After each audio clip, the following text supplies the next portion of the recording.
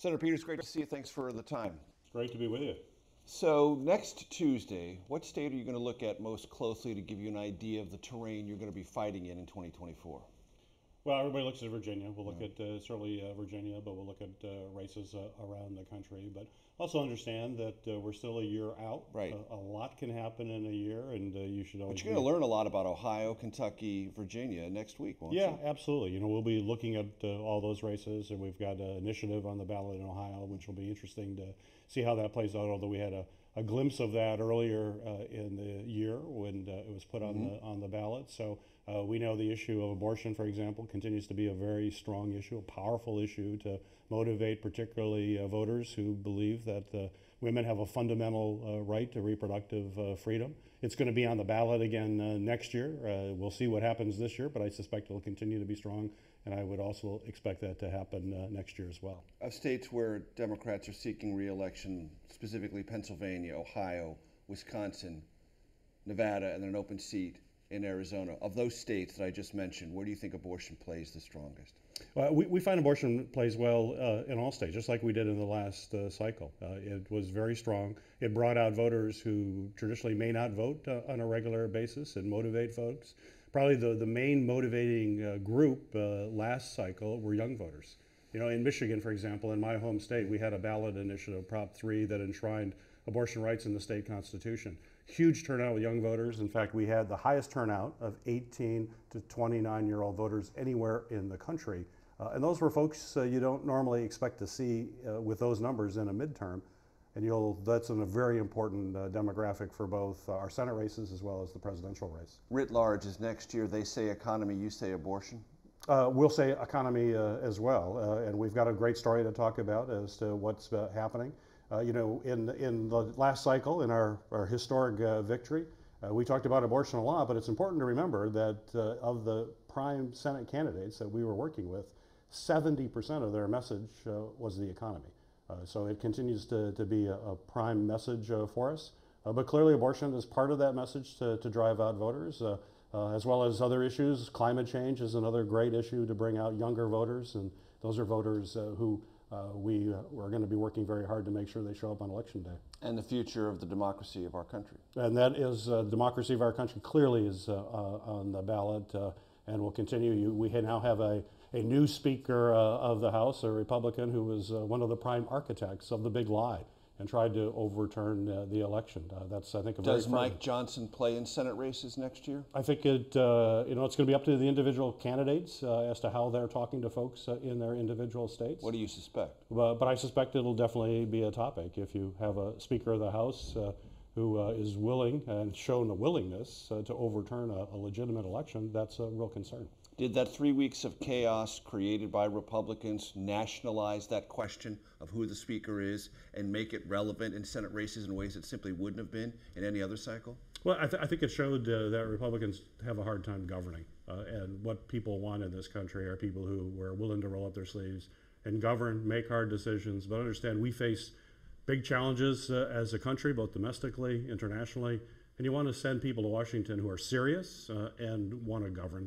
And clearly the Republicans didn't demonstrate that these last few weeks. After Joe Manchin, who's your most vulnerable Democrat seeking re-election?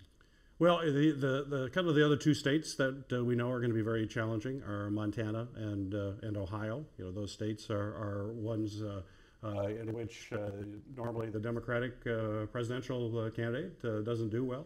But those are also states where we have two incredibly strong incumbents. John Tester in Montana has a track record of always outperforming the underlying Democratic performance in the state of Montana because he's authentic and understands the issues and the concerns of people in Montana. Sherrod Brown has that same kind of authenticity that has allowed him to consistently do better than whatever the Democratic baseline is. And the reason for that is they understand their states, they're true person from Montana or Ohio. And we also believe that a dynamic will be in play, like we saw in the last cycle, is that there's a big contrast between the candidates, between the Democratic candidate and the Republican candidate. And potentially nasty primaries. There'll be nasty primaries. Certainly in Ohio. Certainly for sure we know in Ohio. That might be in Montana, you don't know. We don't know in Montana. We believe that that probably be the case. But certainly in Ohio, we do know that that's the case. And usually what happens in nasty primaries, at least what we saw before in these nasty Republican primaries, often the most extreme candidate is the one that survives that primary, and the contrast between, in the case of these two states, incumbents that have proven that they fight for their state and deliver for their state versus a candidate who's going to be flawed in many respects, will mean that we'll be victorious in the end. What effect will the UAW strike, now settled, have in the Ohio race? Well, certainly in Michigan as well, but definitely Ohio. Yeah, definitely Michigan and Ohio. The UAW is important. I'm a strong supporter of the UAW, and but the arc of that conversation, does it have political resonance a year from now? It does. It still does. I mean, and President Biden was there, out there with strikers, unprecedented to be out at a picket line with the UAW, fully supported their efforts. And bottom line, if this contract gets ratified, we still have to wait for the members to ratify. But even at where it is right now, it is an extraordinary contract for the UAW, and will put a lot more money in the pockets of middle-class folks, and ultimately that's also great for the economy. When you put money in the pockets of middle-class folks, that translates into a strong, vibrant economy. Does the Trump approach to that strike work against him and Republicans in Michigan and Ohio? Yeah, Trump, well, he was clearly not authentic. When he came to Michigan, he was actually in a non-union facility. That just angered a lot of folks. You're talking about you support what folks are doing, and yet you are doing it in a non-union manufacturing facility, a supplier, and all the people in the audience were non-union, at least the folks that were being interviewed by the press. So it clearly comes off as fake and insincere versus Joe Biden, who rolls up his sleeves and gets in there and fights along with everyday folks for a better life. The Republicans have put out a poll in Arizona that had Senator Sinema at 17%. Do you believe that poll? Is that consistent with your numbers? We'll see how that goes forward. I mean, certainly a three-way race is challenged. Given the dynamics of what we see in the country right now, an independent candidate is tough to compete between the two major parties. But we'll have to see how that plays out. We don't know if Senator Sinema is running. I don't know. So I don't want to get ahead of what she may or may not do. But you don't have numbers that are widely divergent from those numbers. You know, I look at all the public numbers, and I think. Do you have any internal ones? If you look at, I don't like to talk. I'll never talk about internal numbers. As much as you will press, I will not do that. But I will say, certainly we've seen consistency in public numbers. Are you more bullish about Arizona or Nevada? I think both. I think they're really in. Pick one. Which one I'd be more bullish in? Yes. They really are. They're very similar states in a lot of respect. We'll have to compete. They're going to both be competitive states. Of course they'll be competitive. That's obvious. They're going to be very competitive states. We're going to have to. We know how close the race was last cycle with Senator Cortez Masto, who ended up winning. We had a bigger victory in Arizona, and that bodes well going forward. And I think what really helps us in Arizona is that we have Kari Lake as the likely Republican nominee. Her performance, not just in that election, but since that time, as a major election denier and a very right-wing person, out of step with the people of Arizona. She will do worse in the Senate race than she did in the gubernatorial race. And what about Nevada? A messy primary there, it looks like? It looks like we're going to have a primary there, but on their side, not on their your side. Jackie Rosen's fine, and she will be just fine in that race. But there will be that primary. She's a strong candidate as well. But Nevada, similar to Arizona, these are growing states. They have populations that are new. A lot of folks may not have moved in, or rather have moved in since the last Senate election. So it's incumbent on candidates to get out there and reintroduce themselves to the electorate, which always makes that a little bit more challenging. But once again, certainly in Arizona, if you look at what the contrast is going to be with Kari Lake as the top of the Republican, and we'll see what comes on in Nevada, the candidate quality matters. And that's the one thing, there's a lot of talk recent years about how these races are nationalized, and it's pretty hard to beat that. We did that last cycle, and we were able to do that because of candidate quality and having a very clear distinction. When people go in to vote on Election Day, they're not just voting for a generic Republican and a generic Democrat. They're voting for an actual name and an actual person with the good and the bad. No doubt in your mind that Joe Biden will be the Democratic nominee? He'll be the nominee. And will he campaign aggressively with all these vulnerables? It'll be, he'll be out campaigning because a lot of by definition, our places battleground are very states, similar to both interests. Exactly. Yeah, they may be in different parts of the state though at the same time. That's true. It'll be up to the candidates as to how they want to campaign. But by definition, presidential battleground states are Senate ones, with a couple of exceptions that we talked about, Montana and Ohio. And does the dynamic of a presidential make this more advantageous on the ground from your perspective than what you were dealing with in the midterm? It does. Turnout changes. So turnout traditionally drops dramatically in a midterm. So in a presidential year, you have more turnout. But you still can't take it for granted. I mean, the one thing that we did at the DS last cycle is that we invested more in the ground campaign than we did in any other, than we did in TV and other kinds of media. It was the first time in history that we did that. It was something that I and my team and all of us thought was incredibly important in very close races. That extra margin of people you get out makes a difference. And you got to believe the same thing happens in the presidential. You're dealing with a higher bar because you've got more people coming out. But it's those marginal voters who may not show up that will make a difference. And there's an interesting conversation that goes on in politics right now, which is door knocking and phone calling is passé. It's all digital and it's all echo chamber and outreach via social media. What's the truth? The truth is certainly all of those factors are important, and you have to play in all those factors. You have to be in digital, you have to be in all of the media, you have to make sure that you're using all those tools.